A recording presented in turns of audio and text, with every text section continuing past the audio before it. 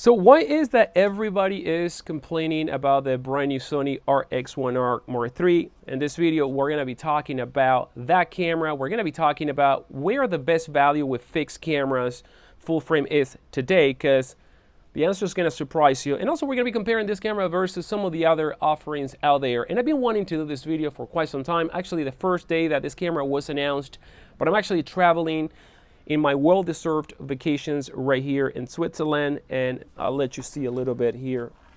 There you go. I'm in the balcony right now, and what you see right here is the reflection of the landscape and the cloudy sky. But anyway, let's actually talk about this camera, because this is the video that I'm going. No editing. It's going to be one shot, and it's being shot with the iPhone. That, by the way, love the dynamic range.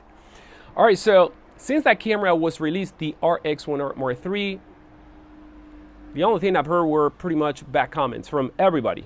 Every YouTuber, every photographer.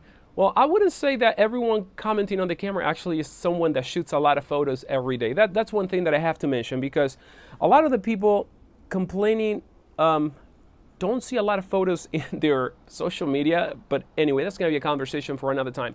So Sony was the very first company that actually invented this full frame form factor of a fixed lens camera with a full frame sensor, and it did it back in 2013 with the Sony RX1R III. So I'm sorry, Mark I, and it was the first camera of its kind ever. Now, Leica released the first SKU in 2015, and at that time Sony releases the Mark II of that camera in 2015. So while Leica just releases the first Leica Q, here is Sony. Hey, here we have the second version, and it has a tilt screen and a pop-up EVF, and it has now 40-something megapixel of resolution. The prior one, the Mark I, was a 24, which is still a great camera today. So I'm a person that owns the Mark II, and this video is going to be based on me using that camera for several years, right? So I own the Mark II, and it's an amazing camera. And as you guys know, I shoot mainly with Leica cameras. So here on the street, I brought like about 5 Leica cameras. No Sony, so sorry Sony. But the Sony RX1R II was one of the cameras that I almost bring to the strip. But then I brought the Q2 and the Q2 monochrome and the Q343. So I kind of like didn't see a point on bringing that camera. But that has been the camera that I've taken to a lot of my trips. The only camera. So let's actually talk about the Mark III, because the Mark III is a camera that is super simple to put it together. It has slightly a bit more of resolution than the Mark II, from 40-something megapixel, 42, 47, I believe it was, to 61 megapixel of resolution. So you're not going to see a big jump in resolution, so you're not going to be getting a lot more from the Mark II to the Mark III. Now, you are getting more from the Mark I to the Mark III, definitely.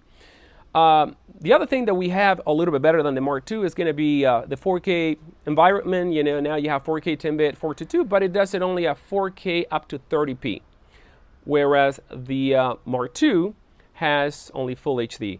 And again, we still don't have IBIS, so I don't think this is the camera that anyone is going to take seriously for video. Although you could put in a gimbal, and it's a very small camera to put on a gimbal, so keep that in mind. But if you're going to be doing stuff for social media, you know that 1080 is more than enough for all that stuff. I don't think anyone is going to shoot a movie for Netflix on this little camera, although you can. And the third thing that we got to talk about is the omission of the tilt screen. So on the Mark II, you have a tilt screen, and on the Mark III, I'm sorry, the tilt screen was gone for some reason. Now, if you tell me that they would have removed the screen to put the MPF-Z 100 battery, which is the one with the utmost capacity, the one that you find in all the full-frame cameras, no, they only slightly upgraded the battery to the one that we see on some of the older APS-C, the NPF-Z 50 batteries, that it has about twice the battery life of the prior, Mark II, which the Mark II has the little tiny battery, same battery as the RX100, line. So it's a battery that will give you about 35 minutes of continuous use. Now, with that said, you get slightly upgraded battery life, you get no EVF, and you get slightly more megapixel resolution. The rest is almost the same camera. Pretty much remains a very, very small camera. It has a Carl Zeiss lens, which actually, has a Sonnar formula. It is a great lens, 35mm f2. It is the same lens. Some people are complaining because it's the same lens. I mean, that lens is actually amazing. I wish I could have that lens on a Leica. Like the Leica Q35 with that lens. I mean, that will be the only camera that I use, because I use 35 millimeters for, you know, most of my photos. As you guys know, love the 35 millimeter focal length. So that lens, number one, is amazing. Now, in this part of the video, what I want to put into perspective is how the Mark III compares to a Leica camera. Oh, the shutters are about to, okay, shutters here in the balcony are lowering. You can see them there. So I want to talk about how the this is so cool, and it got caught on video. So the Mark II, so the Mark III and the Leica Q3, they are somewhat similar in some situations. Number one is going to be that the Leica Q3 used is going to be at about $5,100 and change too. You know, so you're talking about similar pricing when it comes from getting a Q used in good condition, a 3 of course, because you can get a Q2 for less money, and you know, you're talking about the same money. Now people are complaining that this camera is too expensive, the Sony, but again, you know, I think that any money on any type of gear is expensive, because gear gets obsolete after some time. So, you know, spend the money whatever you want your money to be spent. You know, it's your money, you earned it. Do whatever you want. Don't listen to people. Don't try to base your, you know, your investment based on other people's opinion, and specifically other people's opinion that they may not shoot and all they do is just YouTube videos, right? So keep that in mind. Now, in my opinion, if you have some money to spend, I think the best bang for the buck, if you're looking for something around that 35 millimeter, is actually going to be the Mark II. I wouldn't even recommend the Mark III, and I wouldn't even recommend the Q. The main reason is that I've been scouring the internet, and you can get this camera on eBay for about under $2,000. I saw one the other day for $1,800, like brand new. I almost got it just to, you know, just to do something with it, but it was sold when I decided to go and check. So it just went out. But I've seen cameras for $2,000 in great condition, and now it is a good moment to buy that camera. When I bought mine, I actually bought it for $3,000, and yeah, it was a lot of money. But I still use that camera. It's still good. It has great features. I'm not planning to sell it or anything. I'm keeping that camera. It's the smallest full-frame camera that I owned, and sometimes that does exactly the job. Specifically because, you know, it has a 35 millimeter focal length, which is the one focal length that I love when I go out with one camera. 35 is mine. That's the reason why with the Q, sometimes I find myself bringing the Q and bringing the Q43, just so I have, you know, that range in case. But with a 35, I could do everything.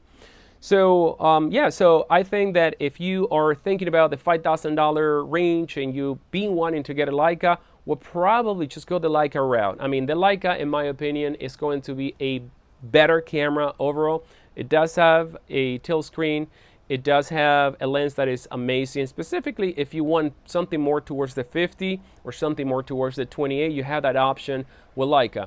Now, if you want a 35, the Sony is the best option right now. But if you are, you know, 28, 43, 50-ish, you have a lot of options in the Leica realm, and you can get them for about the same price in the used market. And if you just want to get your first camera, go with the Mark II.